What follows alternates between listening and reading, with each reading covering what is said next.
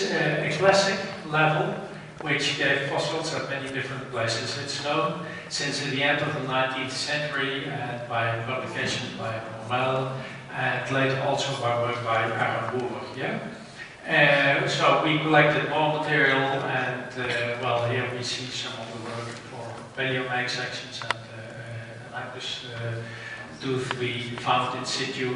This is a small scale excavation here near to a small tree, and this is another excavation in the other point here.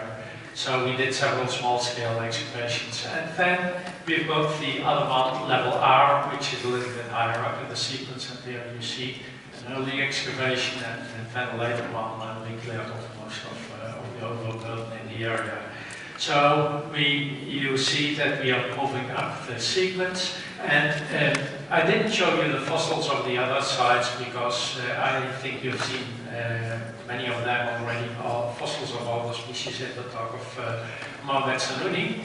But this is our last site which we excavated, or the latest one we discovered, and I would like some of the things to show you this frog bone, and you see a big variety of species, camel and bear. So many kinds of things. And actually what we are finding is not only, of course we are focusing on archaeology, but also for paleontology. It's very interesting. One of the things we find here is just to pick out one of the beautiful things. We have more material of what I think is Taurotragus rodrigi, or close to it. And this is the holotype from Ain-Jourdel, and actually there are different opinions whether it's Tragelaphus or Taurotragus or so. So if we looked at the metapodules, we found a very nice metapodial associated also with the teeth, which are very clearly tragelophine. And we look to the metapodules, and we take the length and the distal width, and we plot that, and we see the recent species. We see that there are species which have proportions like in most of the living antelopes. Yeah? But there are others which are much more robust, that are the blue ones here. And this is actually two species of Taurotragus. Yeah? And we see this metapodial here is already here on this robust condition. So actually I interpret this as an early presence of the Taurotragus lineage in North Africa. And actually we have Taurotragus from many sites. And there's also late Pleistocene in Morocco, and we have one in Ain-Jourdel, there's also in Tigenif. So actually there seems to be a very continuous presence of this kind of elements. Now then we get to Aymenesh. This is, this is a scar where an excavation has been before. That's the excavation of Arenbourg, which was at this place. I don't have any better figure of the excavations. And here we see Algerba, a site which we excavated during many years, and you see very extensive excavations. Actually, there's fossils in 3 different levels at a short distance. These, and also we are working on Tigenif. So no one talked much about Tigenif, but we are also working on this side, and we will present in the future our interpretations, our dates of this site. Yeah? So I would like to say something on the environment, because when we are talking on of the humans, we would like in which kind of environment to live. We know already we have human presence in all over tooth, yeah? Indicated by cut marks, by lithics. And so what kind of environment? Now we find that in all the sites of which we have a lot of material, sorry, I'm mistaking the buttons. So we see that all these sites have a lot of aquatic or amphibian species. So they all have hippopotamus. So a hippopotamus needs a permanent presence of water during all of the year, with a depth of at least 1.5 meters. Yeah? So we can be sure there was water all around small lakes, but at least with this depth, or relatively big rivers, or whatever it was. Yeah? And there's also crocodiles, there's aquatic tortoises like morphemes, and fishes, and so this kind of environment was present. So we are sure about that in all the levels, yeah? And where humans were present. But there's also other kinds of animals, and some of them are adapted to close environments, like pigs, which is called Conférence is a pig. There's pigs in all levels, and they need a particular type of soil. They root it for food, and well, they need this kind of environment. So they may have lived in more closed environment, like forests or something like that, near to the water bodies. And there's also bears, yeah, horses, in many of the sites. But this grades probably in space grades into more open landscapes and more drier landscapes. And there's also evidence for that. I'm not going to show you all the fauna, but some of the animals are typical of dry environments, like here, camelos, and others just of open environments. Yeah? So we had a very diverse environment, and humans were living in this kind of landscape. So now we go to the biostratigraphy and biochronology. We have been seeing already many times the paleomagnetic time scale, and actually these sites, many of these sites were known a long time ago. Yeah, so I was saying since the 19th century. Yeah, so during time it became established that these sites were, some of them were middle Villafranchian, others were late Villafranchian.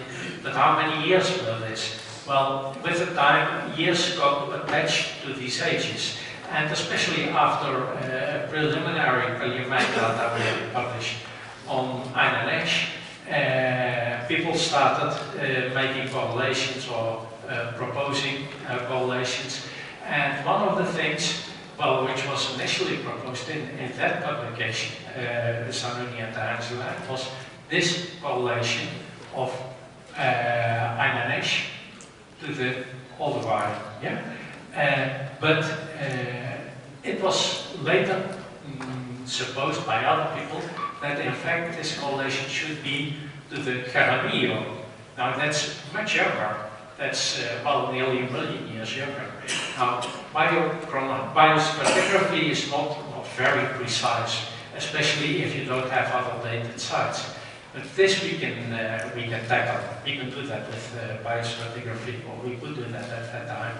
We are improving now because we get more and more data. So we had the choice between this and that correlation, or yes, okay, there. So we published about that. So this figure you've seen before that.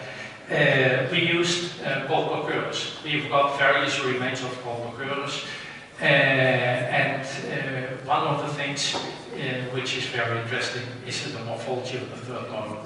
You can look at it in different ways. You can look to the crown height.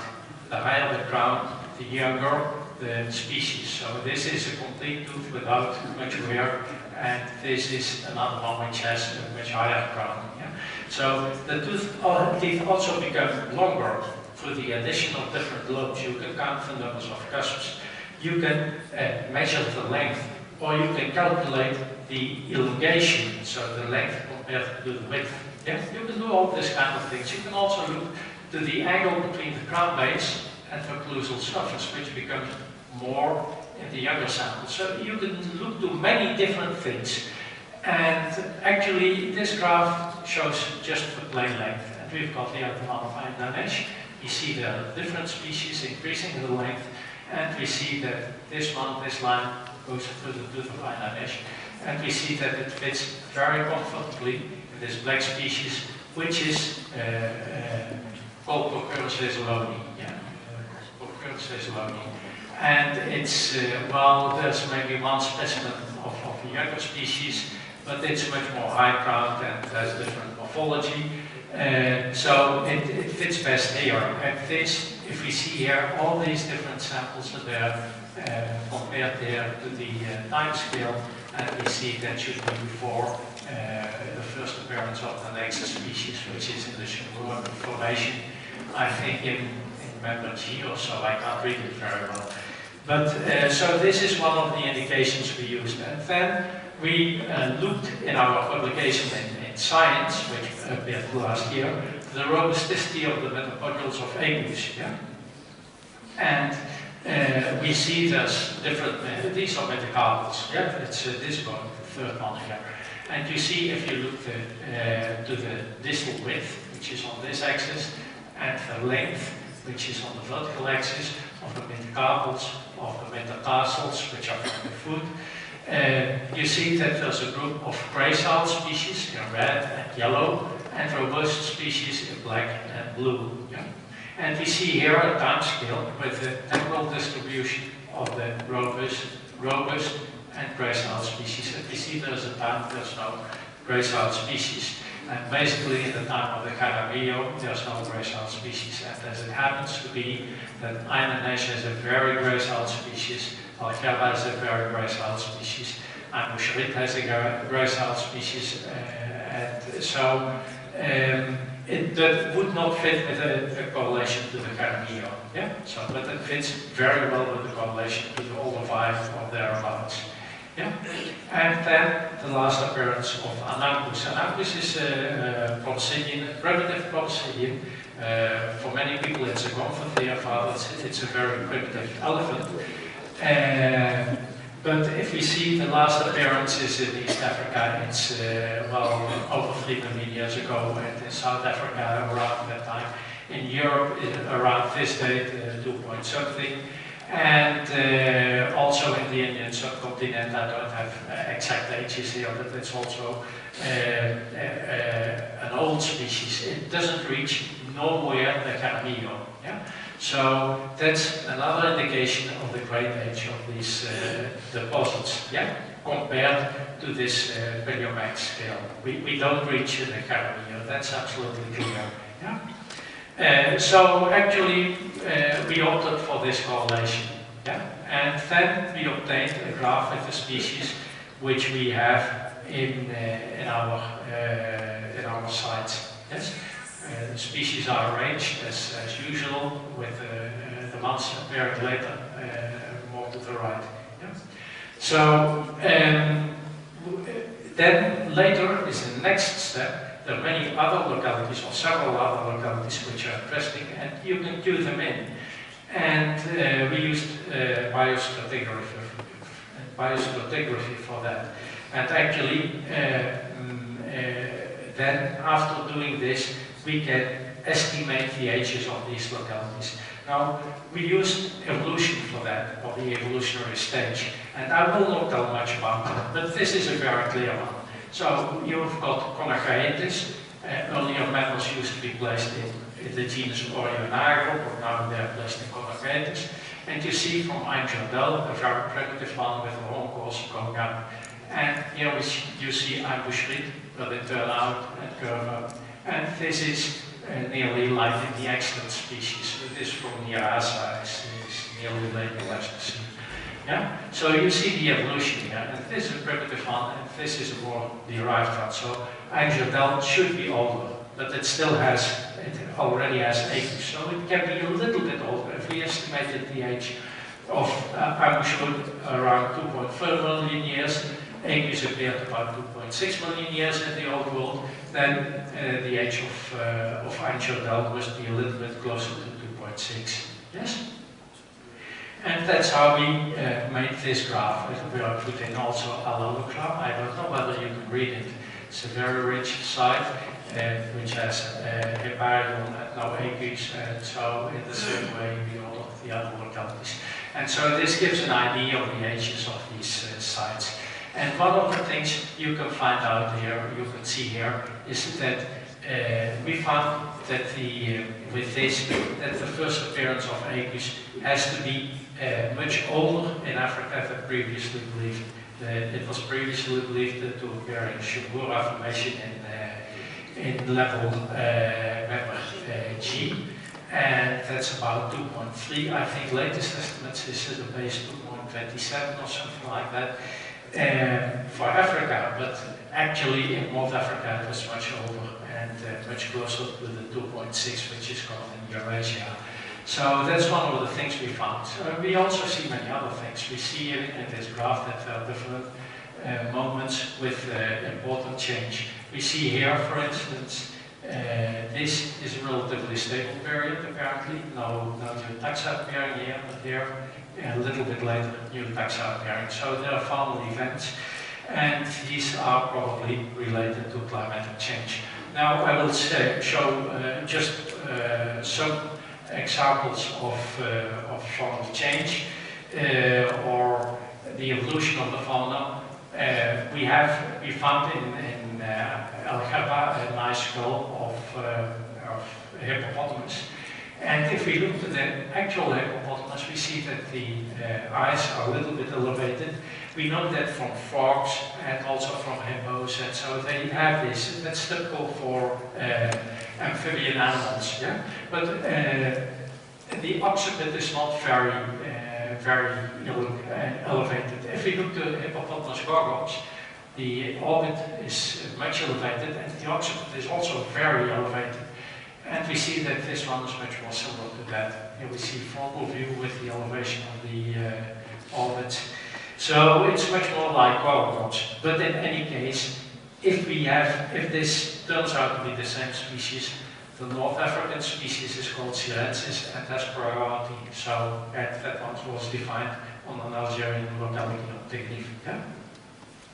Now these are different hippo species, different species in Africa, and we see the orbits are low in all these forms, and only in this group of 3 species they are really elevated. Yeah? So it has to be either something like amphibious or gorgons, or maybe this Skysensis, which is ancestral to both. Yeah, to this. So then I came up, this is published already, yeah? I came up with this graph with a distribution of selected hippos in south of the Sahara, North Africa, Levantine corridor, and Europe. And there has been several dispersal events. Yeah, and this one is interesting to us. And that one actually happened at the time when lakes seem to have been very extensive in East Africa. For sure you will know this publication by QUATAL. It's in East Africa, but probably lakes, as it depends on global climate, are also common in all of North Africa. And that is when these hippos dispersed. And maybe it's also at the time when hippos got out of Africa. And then there's another thing. Recently a PhD thesis was presented on the evolution of North African equids compared with those of East Africa. The references here of this PhD thesis. And there's a number of equids are a very difficult group. They're really very, very difficult. Yeah? And well, there are several things you can use. You can use size, you can use protocone size. So this is size is the length, for instance, of the tooth, and protocone size that may be big in some species and short in other species. Yeah? But we can also look to the depth of the lingua flexit. That's reflected in this graph here. That's on the lower molars. So again, the metapodials, when they're gracile or robust, we have seen this kind of graph already. So one of the things which came out of this PhD thesis is that we have the small tabeti here, has these features. It has relatively small protocones, like Apis numidicus, but it's much smaller. Yeah? And it has very gracile metapodials compared to other species, which are, for instance, Apis olvayensis, which is here, which is much more robust. It's a large one. It has longer protocones and various other features. And also it was found that there's a very small astragalus and small teeth in Boucherit. So actually we have 2 species here, not one as we have got Apis tabeti and Apis numidicus in Boucherit. And actually, it was found that Aegus numidicus is present in other North African localities. It's present in East Africa. And so the distribution of both species is much wider than previously believed. It was also found that later localities have a form which is very primitive to Aegus numidicus, and is similar in everything, save for that the metapodules are much smaller. So they are gracile, so this is tabeti, this is numidicus, and these are of intermediate gracility compared to Aegus alderbayensis and tabeti. Yeah? So these have the same degree of robustness. But these ones here are smaller than these ones. So that's Aegus numidicus. It's a descendant of it, and it occurs in later localities. It also shares other features like a very small protocone. So you see here the length of the tooth, of the upper tooth, and here the length of the protocone. Yeah? So you see that this species is really different from Aegus alderbayensis and from Aegus maritatis. So this species survived longer, yeah? And it's a descendant. And we also found an Aegus tabeti, which is similar to the other one. It's similar to Aegus tabeti, but it's much smaller. And we found it not in North Africa, but we found it in the KBS member, in the Quaternaire member, both of the Cobifora formation, and in Olderwijk too. So, well, something is lacking. I don't know what happened. Maybe I made that I shortened for Taka. No, it's just disappeared. Well, anyway, we found that really well. Then I have to go back to the end. Or maybe I can do it in this way. I have to get back to the conclusions, but in any case, the horses support, this new study supports again the old age of Boucherit and the old age of Einanesh, because these forms which are present there are older than the forms which evolved from them. Yeah? And I may add also to this that we also have among the latest hipparions. Hipparions were equids which were present in North Africa before Aegus arrived. They survived a little bit longer, they survived longer south of the Sahara, but north of the Sahara among the youngest are Einanesh. So it is another indication of the old age of this site. Conclusions? Okay, conclusions. Basically, the dating of the fossil localities in the Einanesh Boucherit area is a step in the direction of turning biostratigraphy into biochronology. We put ages on the distribution of the animals. And these sites also date events. Some of these are indicated here, so here we see the ages reflected, and the events, the dispersal of hippopotamus, dispersal of humans, dispersals of Aegus. Across the Sahara, that's one of the slides which disappeared. They dispersed from north to south to Africa south of the Sahara, or the other way around. So there's a time when many dispersals were possible. So the Sahara was not a constant barrier to dispersal of animals, and probably also not to humans.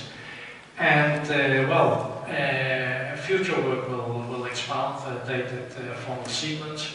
We are working on other sites, and will also help to date many more faunal events. And thank you.